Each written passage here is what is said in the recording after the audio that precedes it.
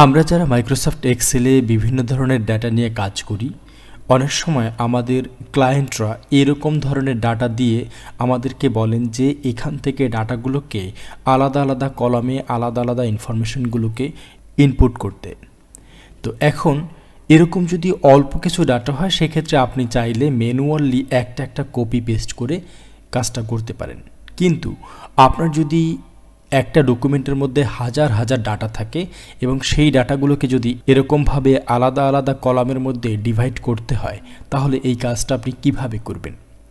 আজকের ভিডিওতে আমি সেটাই দেখাবো যে আপনারা কত সহজে, যদি এখানে লক্ষ লক্ষ ডাটাও থাকে, সেই ডাটাগুলোকে আপনি সর্বোচ্চ 2 মিনিটের মধ্যে আলাদা আলাদা করে কলামে ইনপুট করতে পারবেন।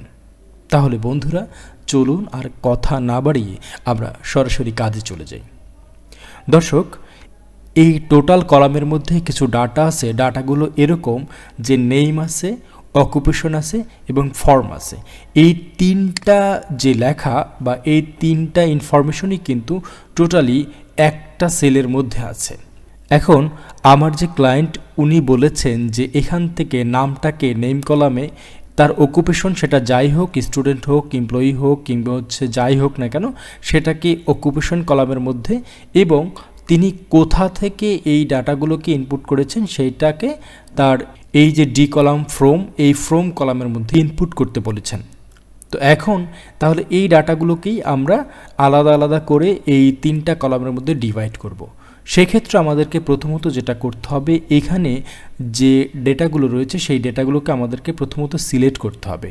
এই ডেটাগুলোকে সিলেক্ট করতে আমরা প্রথম যে সেলটি রয়েছে এই সেলটিকে সিলেক্ট করে কন্ট্রোল শিফট এবং অ্যারো বাটনের যে নিচের ডাউন অ্যারো বাটনটি রয়েছে সেই অ্যারো বাটনে যদি আমরা ক্লিক করি, তাহলে আমাদের এই কলামের মধ্যে যে ডেটাগুলো রয়েছে সেই ডেটাগুলোকে আমরা সিলেক্ট করতে পারি।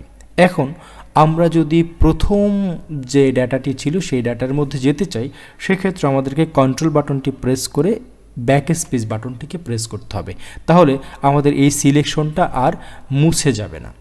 এখন আমাদেরকে চলে যেতে হবে রিবন বার থেকে এই যে ডেটা নামের অপশনটি রয়েছে সেই ডেটা মেনুতে আসার পরে আমরা যদি একটু ডান দিকে খেয়াল করি, এখানে ডেটা টুলস নামের একটি এরিয়া রয়েছে। সেখানে রয়েছে কি টেক্সট টু কলাম নামের একটি অপশন। এই টেক্সট টু কলাম নামের অপশনে আমরা একটা ক্লিক করব। ক্লিক করার পরে আমাদের সামনে এরকম একটি ডায়লগ বক্স আসবে। এই ডায়লগ বক্সের মধ্যে আমাদের সামনে এরকম দুইটি অপশন থাকবে। একটি হচ্ছে ডেলিমিটেড আর একটা হচ্ছে ফিক্সড উইথ। আমাদের এই যে ডেলিমিটেড যেটা সিলেক্টেড থাকবে অটো, আমরা এটাকে সিলেক্ট রেখে এখান থেকে নেক্সট অপশনে ক্লিক করব। নেক্সট অপশনে ক্লিক করার পরে আমাদের এই স্টেপ 2তে আসবে। স্টেপ 2তে এই ডেলিমিটার্স যে অপশনটি রয়েছে, এখান থেকে এটাকে আমরা আদার্সে ক্লিক করব। আদার্সে ক্লিক করার পরে এই যে আদার্সের যে বক্সটি রয়েছে, এখানে আমরা কন্ট্রোলের সাথে যে বাটনটি প্রেস করব। কন্ট্রোলের সাথে যে বাটনটি প্রেস করে এখানের এই যে ট্যাব অপশনের যে চেক মার্কটি ছিল সেটিকে আমরা উঠিয়ে দিব। উঠিয়ে দিয়ে এখান থেকে আমরা নেক্সট অপশনে চলে যাব। এখন নেক্সট অপশনের এই কলাম ডাটা ফরম্যাট এখানে যা আছে ঠিক এভাবেই থাকবে।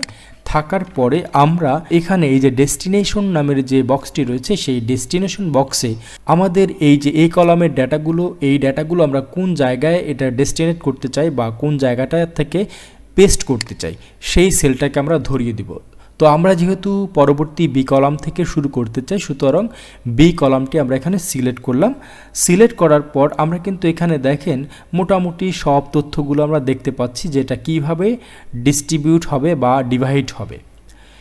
তো এরপরে আমরা জাস্ট এখান থেকে ফিনিশিং অপশনে ক্লিক করব। ফিনিশিং অপশনে ক্লিক করার পরে আমাদের সামনে এরকম একটি অ্যালার্ট আসবে যে there is already data here, do you want to replace it. অর্থাৎ আমাদের এই যে ডাটাগুলো এখানে আছে, এই ডাটাগুলোকেই আমরা কি করব, এই পাশে রিপ্লেস করতে চেয়েছিলাম, কপি করতে চেয়েছিলাম। আমরা করতে চাই কি না সেটার জন্য আমাদেরকে একটি ওয়ার্নিং দিয়েছে। আমরা যেহেতু করতে চাই, সুতরাং এখানে আমরা ওকে প্রেস করব।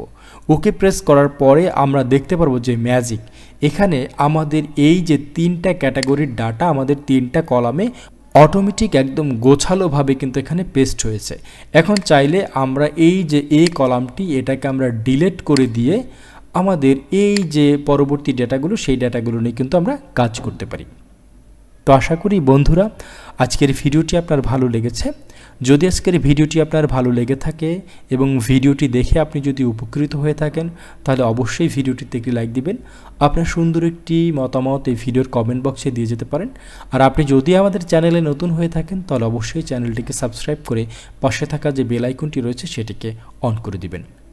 পরবর্তীতে কিভাবে শিখব ইউটিউব চ্যানেলের ভিডিও দেখার আশা রেখে এখানে শেষ করছি। সে পর্যন্ত সবাই ভালো থাকুন, সুস্থ থাকুন। আল্লাহ হাফেজ।